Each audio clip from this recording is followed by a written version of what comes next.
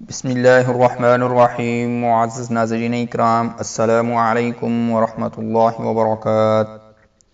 آج کی ویڈیو میں ہم جنات اور شیاطین کی شکل و صورت کے بارے میں جانیں گے کہ ان کے جسمانی آرگنز، جسمانی اعضاء کون کون سے ہوتے ہیں۔ ناظرین اکرام، جنات کے بارے میں جاننا، زیادہ تحقیق کرنا،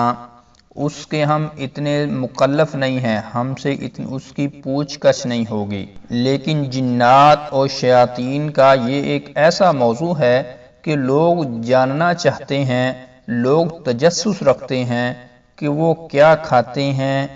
کہاں رہتے ہیں، کیسے دکھتے ہیں، کیا وہ بھی نماز پڑھتے ہیں اور روزے رکھتے ہیں، اور اسی طرح شیاطین کے بارے میں بھی لوگ جاننا چاہتے ہیں۔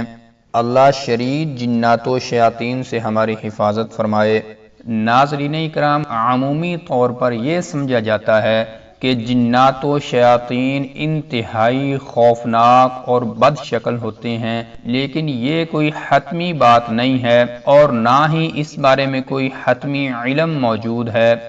البتہ اسلام سے پہلے عیسائی شیطان کی تصویر ایک گھنی داڑھی والے گوشت سے بھرے ہوئے مرد کی شکل پر بناتے تھے۔ اس کے منہ سے، اس کے ہونٹوں سے دھوئیں کی لپٹیں نکل رہی ہوتی تھیں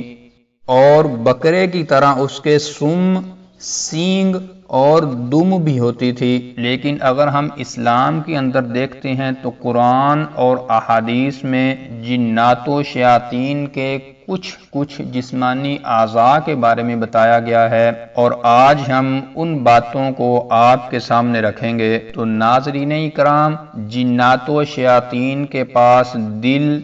آنکھ اور کان کا ہونا سورۃ الاعراف کی آیت نمبر 179 سے معلوم ہو چکا ہے کہ اللہ نے فرمایا، بے شک ہم نے جہنم کے لیے پیدا کیے ہیں جنات اور انسان، اس لیے کہ ان کے پاس دل ہیں لیکن سمجھتے نہیں ہیں، ان کے پاس آنکھیں ہیں لیکن دیکھتے نہیں ہیں، ان کے پاس کان ہیں لیکن سنتے نہیں ہیں۔ اور ایک حدیث میں شیطان کی انگلی کے بارے میں آتا ہے، بخاری کی حدیث ہے، حضرت ابو ہریرہ رضی اللہ تعالی عنہ روایت کرتے ہیں کہ نبی علیہ السلام نے فرمایا کہ شیطان ہر انسان کی پیدائش کے وقت اپنی انگلی سے اس کے پہلو میں کچوکے لگاتا ہے، اس بچے کو ٹچ کرتا ہے، چھیڑتا ہے۔ اور ناظرین اکرام، جہاں تک شیطان کے سینگوں کا تعلق ہے تو ایک حدیث میں بالکل واضح طور پر یہ بات ہمیں ملتی ہے کہ رسول اللہ صلی اللہ علیہ وسلم سے نماز کے متعلق سوال کیا گیا تو آپ نے فرمایا، صبح کی نماز پڑھو، پھر سورج نکلنے اور بلند ہو جانے تک نماز سے رکے رہو، کیونکہ سورج شیطان کے دو سینگوں کے درمیان سے نکلتا ہے اور اس وقت کفار اسے سجدہ کرتے ہیں۔ اس کے بعد نماز پڑھ سکتے ہو کیونکہ نماز میں فرشتے حاضر ہوتے ہیں۔ پھر سورج ڈوبنے تک نماز نہ پڑھو کیونکہ سورج شیطان کے دو سینگوں کے درمیان ڈوبتا ہے اور کافر اس وقت بھی اسے سجدہ کرتے ہیں۔ اسی طرح ایک اور حدیث میں رسول اللہ صلی اللہ علیہ وسلم کے بارے میں ایک اور حدیث ملتی ہے